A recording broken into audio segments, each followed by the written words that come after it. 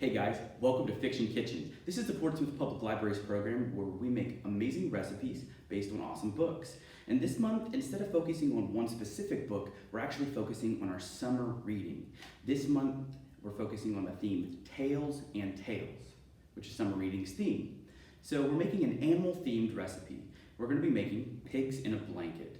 And I'm going to be walking you through how to make the dough and all the way up through to the final product.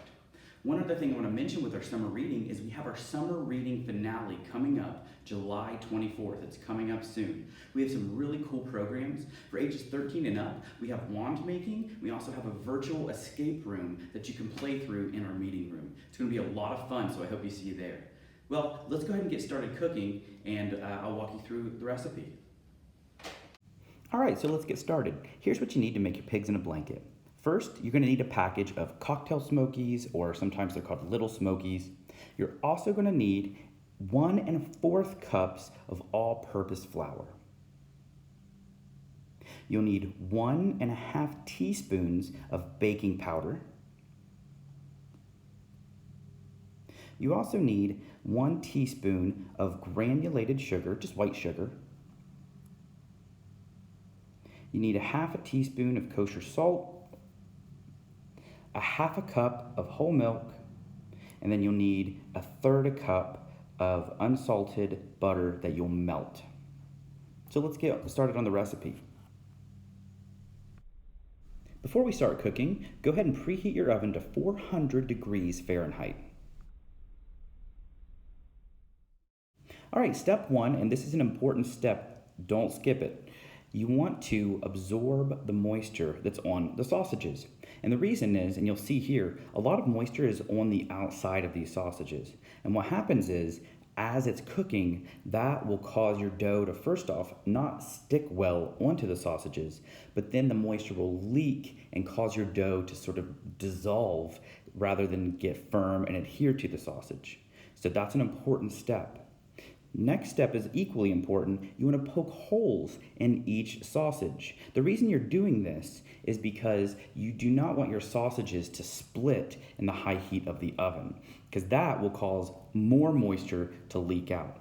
This allows small vents to sort of get a little bit of moisture out slowly rather than just kind of a big gush all at once and ruin your product. Once you've done this with all your sausages, you're ready to move on to the next step. Let's make some dough. All right, so starting off, it's always a good idea to start by combining your dry ingredients. So go ahead and get out a medium to large size bowl and go ahead and add in, again, it's 1 1/4 cup of all-purpose flour. Mixing your dry ingredients together first will help it to blend and be more uniform. Now you're gonna add in 1.5 teaspoons of baking powder, 1 teaspoon of granulated sugar, and then you're going to get your salt. I would say a good pinch. If you want to measure it, it's about 1/2 teaspoon.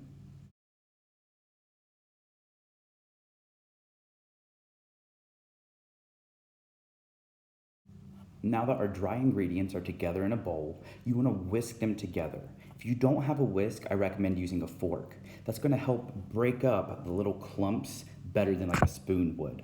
And the reason it's important to do that is that you're going to avoid getting these little pockets of sugar or salt or flour. You want it to taste the same no matter what bite you're getting. You don't want to have a burst of intense salt or a burst of super sweetness while you're eating.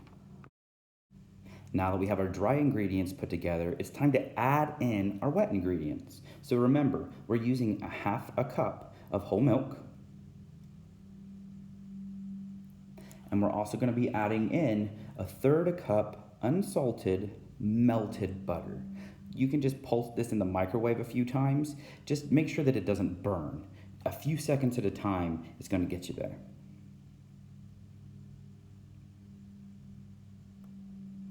Now, you're just going to mix this together. It's okay if you use a spoon at this point. We're just trying to work it enough that the wet and dry ingredients come together into a solid dough.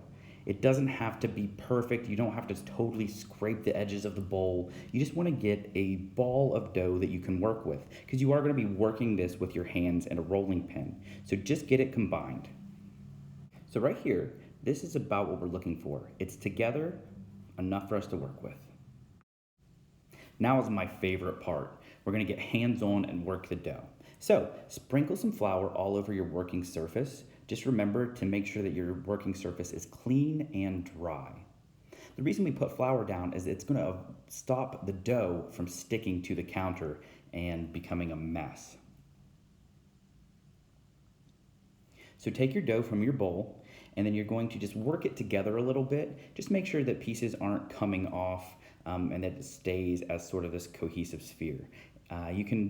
If you find that your dough is really like tacky and sticky, you can add a little bit more flour to it, but it will be a little buttery. Remember, we added a pretty good amount of melted butter into it. That's gonna make it taste better and be fluffy and light and airy, but at this step, your hands will get kind of greasy. So you wanna make it into a dough ball, and then you sort of wanna start to flatten it out. All right, time to start flattening this out. At first, just use your hand to flatten it out into a rough circle, and then we're gonna be adding flour onto the top of this. The flour is going to help prevent the rolling pin from sticking to the dough. Then just get out your rolling pin and begin to slowly work it and spread it out and thin it out. We're looking for about a eighth of an inch here thickness. That way we can roll it around our sausages multiple times. You may find that you need to add a little bit more flour to stop your rolling pin from sticking, and that's fine. Don't go crazy. Adding too much flour will make it really crumbly and won't let your dough stick together. You just want to roll it out nice and thin. All right, the next step is we're gonna be cutting strips of our dough to use to wrap around our sausages. I like to start by cutting off what I call the ugly end that's not kind of perfectly straight.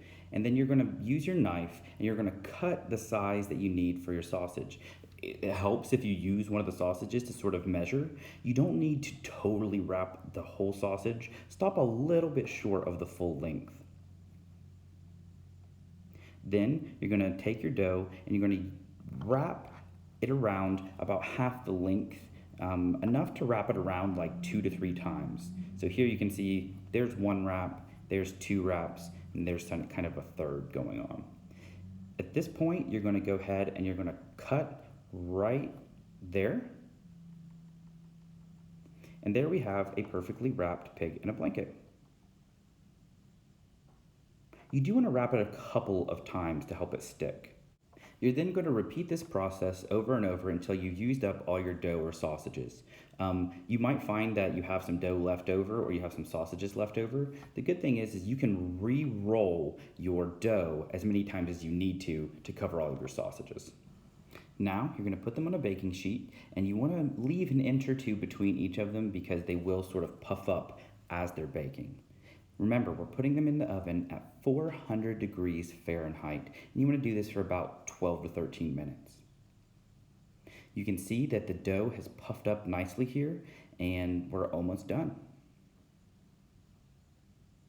After a few minutes, we have them sitting on our tray. Let them cool for about 5 minutes, and then you can pick them up, and you can see how nice and golden brown they are.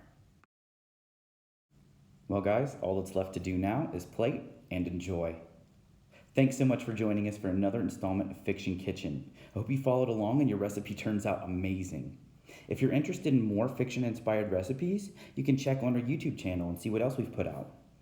And if you're interested in the summer reading finale on July 24th, you can come into the library to get more information or give us a call at 740-354-5688.